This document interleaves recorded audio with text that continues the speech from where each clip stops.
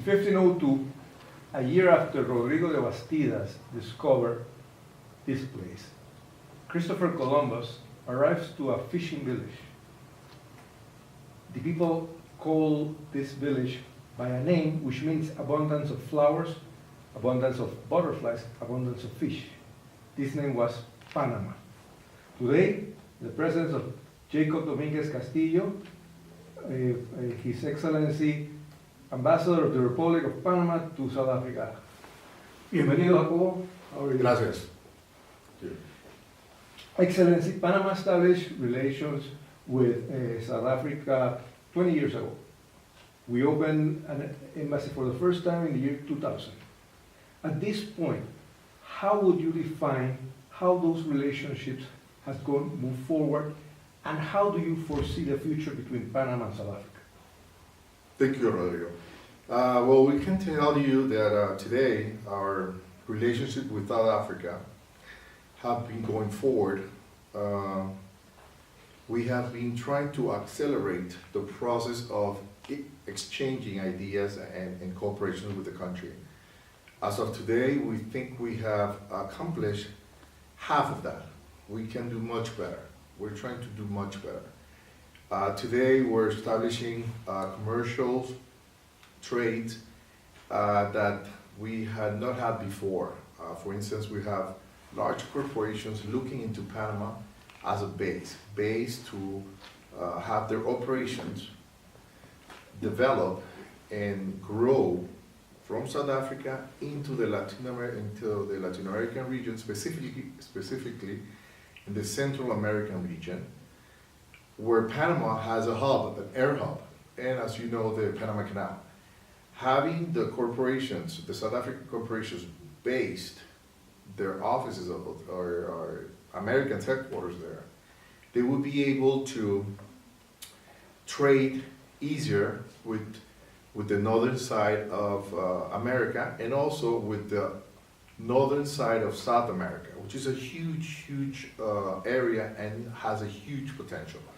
I'm including Colombia, Venezuela, Ecuador, Peru, and if we extend it a little bit, we could also grab, or we can cover the Caribbean islands, which is, we're thinking about 280 million people that have not yet been touched by the intensive commercial impetus that it could be brought from the South Africans into the region. So that's what we're doing. And on the diplomatic side, of course, we're getting all the support from the government.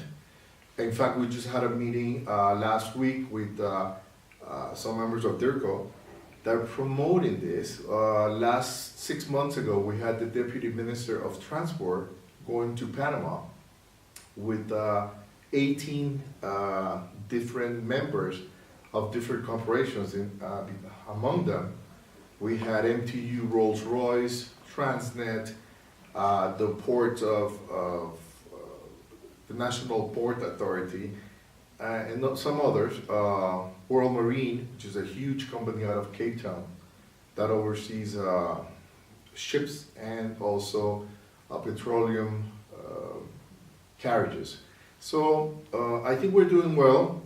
We've had great help from our previous ambassadors, so thank you for that. And of course, we're hoping that this grows faster and bigger. Of course. And tell me, you mentioned about the air hub that Panama has. Airlines like Emirates, many of the European major airlines are flying out directly to Panama. Within your plans, have you envisioned to approach South African Airlines to do a direct flight to Panama? Yes, we have. We've been working on that. First, we're working on establishing the legal framework for that to happen. That would be something that's been taking quite some time now. It's called the Air Services Agreement, which would allow the framework, the legal framework, to be established between the two countries, and then from there start looking for potential flyers. I say potential because we explored the possibilities of bringing or inviting South African Airways, this might be delayed due to the restructuring and their financial situation at this point. We're also looking at third parties. For instance, we're thinking of other airlines coming from, let us say, the Ethiopia or Singapore, or even which other do we think of? Qatar. Thinking of coming to South Africa and then from there coming straight from South Africa to our country. We're looking at all those possibilities. At this point, we don't have anything in concrete due to the fact that the law frame, the legal frame for this to happen is very complex. So we're working with the Ministry of Transport of South Africa, as well as with the Authority of Aviation of our country, to develop this framework. So that's what we're doing so far to get this to happen. Hopefully it will happen in the next 5 years. Panama is referred as the center of the world, heart of the universe. Correct. Some believe that this is related to the Panama Canal. One of the strengths of the country is obviously its maritime industry from its service perspective. How do you foresee the possibility of that relationship between South Africa, which is also an important maritime hub in the region, with the experience that Panama can offer and build synergies? This is very interesting you asked that. First of all, let me tell you a bit about history. This phrase actually came up in 1824 with one of our major figures in politics, or liberator of the region, Simón Bolívar. Simón Bolívar mentioned this in a meeting that he had in Panama. Panama has been a crossroad for many centuries now, not only from the opening of the canal, which was in 1914, but way before that. We had the crossings of the railways, which was built in 1855, or finished in 1855, when the Americans used to use it, or the North Americans used to use it to come from the northern side of the US to cross to the Californian side where they had found gold. So that was the gold rush. One consequence, or one benefit of the gold rush was to find and to construct, to build that highway, in this case a railway, to bring the Americans and shortening their trips from 6 months in carriages to 2 months, coming from New York, passing through Panama, and then again taking another ship go all the way to California. So the crossing has been there. Fortunately, we started as a country to work with the Panama Canal idea for many years, many years. Eventually we had the French coming into Panama in the 1880s to try to build the canal. For many reasons they failed, mainly diseases and also financial problems. Then the Americans came and built it from 1903 to 1914. We had the first ship going through in August 1914. Then we started to show the world what we were capable of. The maritime route opened new possibilities for everybody, not only for Panama, for the whole world. So since then, we've been working on increasing that waterway, increasing its flow, increasing its navigation, increasing its commerce. As of today, we're close to having 6% of the world shipping, or the world commerce, go through the Panama Canal. Out of Panama, we have the largest free zone in the region, in the whole continent. So we collect goods and products from all over the world. We store them in Panama through the ships and through the air hubs. Then we ship them out to other countries, mainly in South America. So we're doing very well there. Now what we're trying to do is we're trying to invite, we're trying to educate not only the South Africans, but the whole African continent. How's that? We're trying to show them that if they come with their products and create a direct line, maritime line to Panama, and become part of the flow or the current that goes through there in the shipping business, their products would be sold to other latitudes of the world in an easier way. So for instance, today we have shipping, just to give you an idea, we have a ship from Panama to South Africa would take about 22 days. But that is not the route they take these days. They go through Brazil.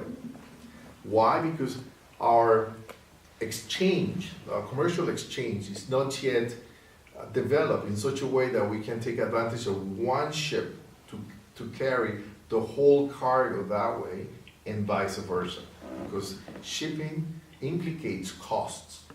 And these costs, they have to be very profitable for the people in charge or owners of these lines.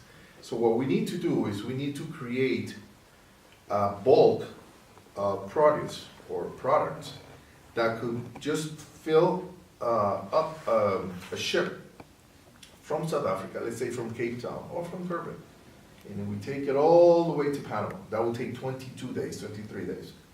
Then there, we will collect, this is what we're working on, this is an idea we're working on. We will collect all products that could have been brought by other countries, Chile, Peru, Ecuador, the Pacific side of Costa Rica, Nicaragua, Central America, or Mexico.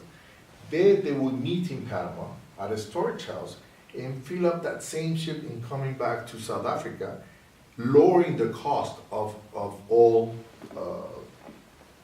at all levels. So that's what we're trying to do now. Of course, this takes time because we have competitions. If you were to look at a map, a maritime map, you would see that the shipping takes place, or the business route, they take place from Panama. I don't want to say the business from Panama. It would be Panama to Europe and Panama to the northern side, eastern side of the US, and then to Brazil. Then we lose that traffic. We lose it, I want to say, by 60%. We lose it, then you start seeing ships or less ships throughout that route.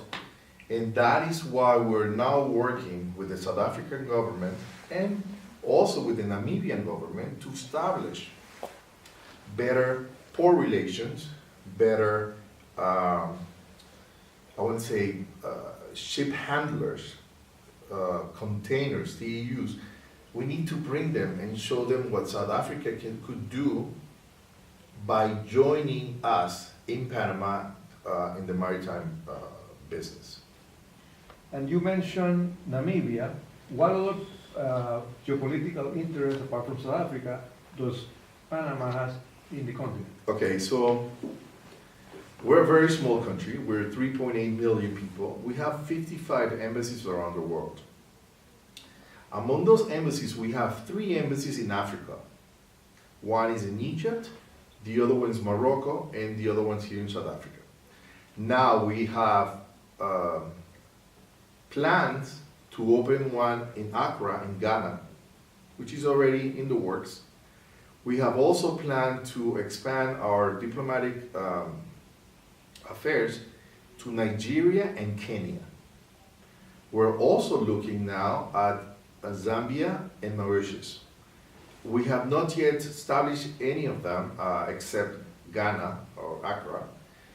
We're in the works. This takes time, so we have to find the budget to finance these ventures. So, but we're looking in all Africa. not only the Central Africa or the East Africa, we're looking into all Africa.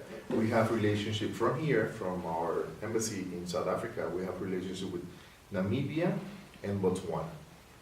The idea is to bring all relations from Panama to South Africa, to the northern side of Africa, to the center of Africa, to the coasts of Africa, and start increasing the commercial trade. Why? Because we have expanded the Panama Canal. We spent close to $6 billion in the new expansion, which was inaugurated 2 years ago, almost 2 years ago. So now we have to look for further commerce. We have to look for more containers, more ships, because the expansion, its objective was to increase the cargo. And that's what we're doing today by extending our hands and meeting leaders of the whole African continent. So that's what we're actually working on very hard. Of course, it's quite complex and difficult because of the ways and routes that we have to use to get to these countries. For instance, if we want to go to Ghana, well, this is a direct flight, but if we wanted to go to, let us say, Guinea Equatorial, Equatorial Guinea, we would have to go to Ethiopia and then fly. It takes forever. So we're trying to find the way to better contact them. So we're working from all our missions in Africa to try to do this. We're also part of the African Union, and also we've been very involved now with the Pan-African Conference and as well as the SADC conference. So we're working. We're trying. We're trying. In the year 2013, we signed an agreement of waiving the visa requirement for South Africans on the diplomatic passports. But that same year there was a waiver given to normal South Africans to travel to Panama for a period of 90 days and to visit Panama. As a consequence of that, the administration of the time also placed South Africa among the friend countries, which allows South Africans to go to the country and with a minimum requirements adopt the permanent residence in Panama. How has those elements to this day increased the numbers of visitors from South Africa, not only from the tourist side, but also with the business interests? Okay. Of course, we've benefited. The country has actually doubled of the number of tourists from South Africa from the year 2000. I want to say 2012. Anyways, we are getting lots of South Africans, not as many as you would think. We went from having about 800 South Africans coming into Panama per year. Now we have close to 1,600. Also, the benefits, the immigration benefits for friendly countries, in this case South Africa, has given the opportunities for businessmen, business people, or retirees from many countries, including South Africa, to come to our country and establish themselves there. Now, this is growing. This is growing not only from South Africa, but from many countries around the world. Why? Panama is a great place. We're one of the happiest people in the world, according to many of the surveys that they have around the world. We have an air hub, which allows us to, once you're in Panama, to reach out to close to, I want to say 80, this changes every day, close to 80 different destinations and to 35 different countries We have daily flights. We can even, I want to say we have 5 to 6 flights to a same country daily. So these advantages allow foreigners to think about Panama, think about becoming residents of Panama, think about investing in Panama. And that is one thing that is happening with the South Africans, of course. Now we're also, as we're extending and our diplomatic affairs with South Africa, we're including certain regulations. These would be financial regulations, these would be migration, immigration regulations. They're good, but they're also a way from us Panamanians, to tell the world that we're complying with all the things that we want to comply or that we need to comply in order to have our country show the benefits, the legal benefits that everybody tries to accomplish. I want to say, for us, it's been quite a change. We're working on it, mainly the financial disclosures and everything. We're working on that. We think we have accomplished it. And doing that, the people that come to our country may feel in peace. They feel comfortable in every single way, because that's what we want, that's what we want to offer as a country, and that's what we're hoping to offer as a country.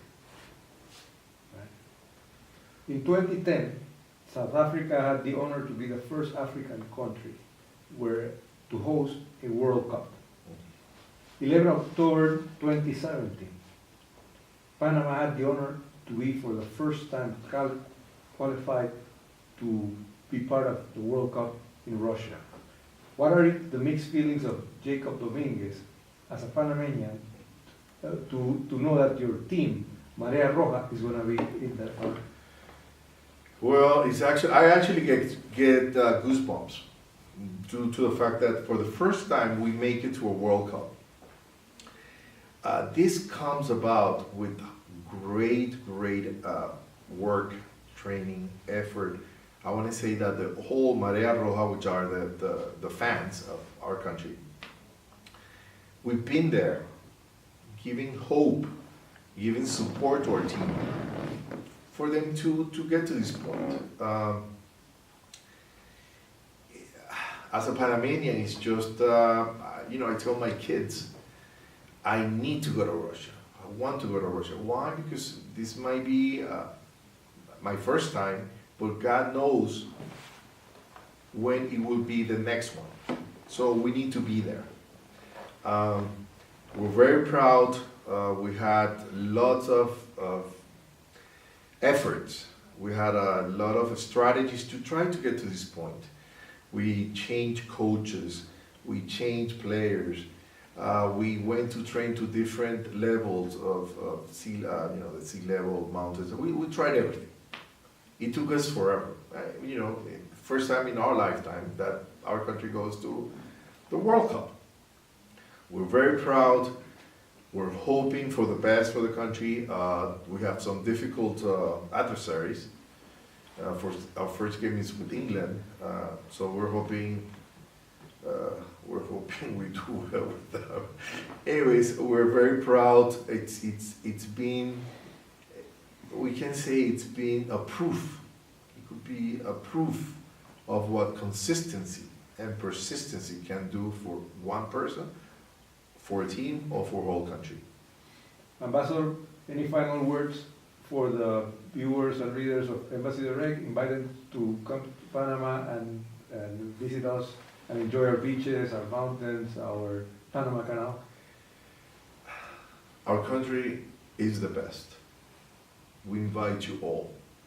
Panama, although very small, has the biggest heart. Panama, it's a country, I want to say it's very safe compared to our neighbors. We are always in the top 2 or 3 in Latin America and our income per capita. We compete with Uruguay, we compete with Argentina, in the GDP, we compete with the best growth of the region, we compete with Dominican Republic. But we're always there. So I want to say we're fighters, we're competitors, we're friendly, we're trying our best. We have a huge program now, actually developed by our president, Juan Carlos Varela, to try to extend our welcoming to our foreigners by a program called Panama Bilingüe, which means that all Panamanians will be able to speak English as foreigners come in the next generation. It's a slow process because we have to teach the teachers, we have to teach the students, and this hopefully becomes a domino effect. So in one generation, our country will be able to speak in English to every single English-speaking foreigner that comes to visit us. So we want to make all South Africans, in this case, welcome to our country, feel safe, feel welcome, and feel that you're going to experience the best experience in your life outside South Africa, in Panama. Thank you. Thank you so much, Ambassador. Thank you very much.